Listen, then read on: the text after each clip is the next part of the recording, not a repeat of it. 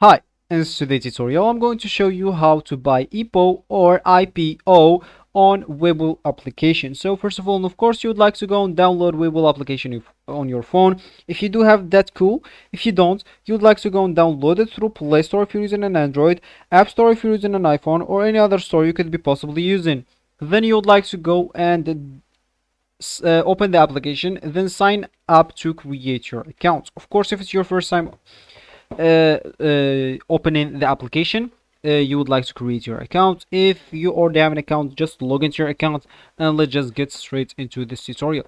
So let me just go here and open my Webull application, as you should, of course, if you want to follow this tutorial steps. So that will actually be your home or your main screen on Webull application, and here I'll find the stocks that I already added to my watch list. And of course, if you want to add any stock to your watch list, just go check a video in this channel. It will actually the video will actually show you how to add any crypto or any stock to your watch list, of course.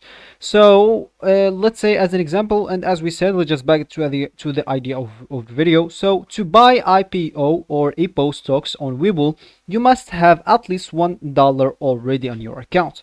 So make sure to have that, because if you didn't have the $1 to your account already in your account, you will not be able to buy EPO. So as this is the minimum purchase order. So if you have that, all you need to do, just go and click at your markets here. Then on the United States option, of course, you would like to click on United States in the market tab to find the IPO center.